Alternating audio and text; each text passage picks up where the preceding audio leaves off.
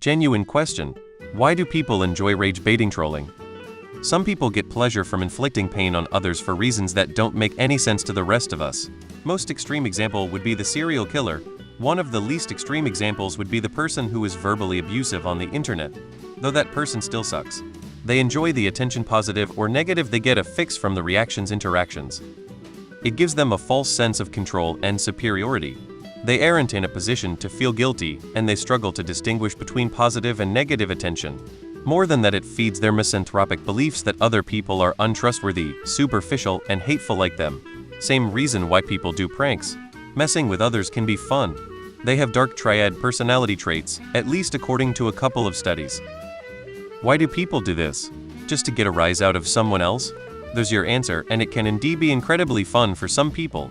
Many people are invisible in the real world. They want someone to acknowledge their existence, anyone. That's really all it comes down to. Oh man, I used to love this back when I was a kid. I remember when Twilight Princess came out, and I got on video game message boards and started posting threads with fake spoilers in the title, e.g. Is this the first game when we meet Link's mom? Her being Midna, and people went apeshit. It felt harmless because they weren't real spoilers, but people thought they were. I would get banned from one message board system and then move on to another. Although I cherish the memory of the fun I had, I don't think I would find that nearly as fun today. I think I was just easily entertained back then. Trolling hasn't become more popular than before. In fact, most people on social media today apparently really are serious and not joking when talking about serious subjects. If people really want serious answers to their inquiries, they should seek them from the real world. Mental illness. Why? Some people enjoy the sight of watching the world burn, especially when they are the ones who caused it. Some people do it cause they like to fuck around with people. A lot of the time they do cause they see it as an easy target. Also the way social media in general drip feeds dopamine on upvotes and stuff like that. But you get the crowd that says they have no meaning, and you're right, there's no meaning to karma. But like Pavlov's dog, you are gonna do the same things again to get more of those useless points. And if that's trolling and rage baiting, well, you're a sucker. The other is there is no meaning, just people who like to act malice toward others, and the internet is the only way they can do it, cause if they really did what they actually thought in real life, they'd probably end up dead or in hospital, being an utter chode.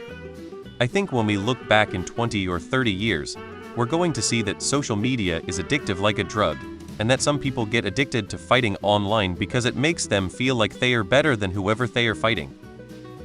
Everyone gets their dopamine fix differently. Validation. When you get upset, you are upset at someone else's behavior. Why let someone else's behavior upset you? That's what they enjoy. What does misery love? As an LGBT person, I'll say that gay trans rage bait specifically is usually malicious, pushing a homophobic agenda. So much of this rage bait is literally just homophobes parading as gay people to make a point, things taken out of context, or blowing up some random woke TikToker's video to make it seem like their crazy opinion is the general consensus within the community. That one trans teacher with the obnoxiously big tits transphobe protesting. The gender-neutral gingerbread people transphobe making a joke. The idea that you don't need dysphoria to transition, or want to transition to be trans rage bait. They are literally called too cute as in too cute, and the opposing side is called truscum as in truscum. That one photo of a trans wrestler who clearly looks like a man absolutely dominating the female athlete, trans man being forced to partake in women's sports. Not a trans woman. Jeffrey Marsh on TikTok, I highly suspect, is an anti-trans protester for multiple reasons. I'd go as far as to say that he's a satire of Dylan Mulvaney specifically. That one rainbow poppy that people were up in arms for months about was a single poppy being sold on eBay, not a widespread thing. But anyway, guess who's taking the flack for all of this?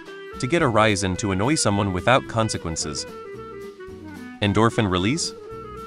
There's something about riling people up so easily that's very entertaining for some people, I guess, to see like how much control they have over another.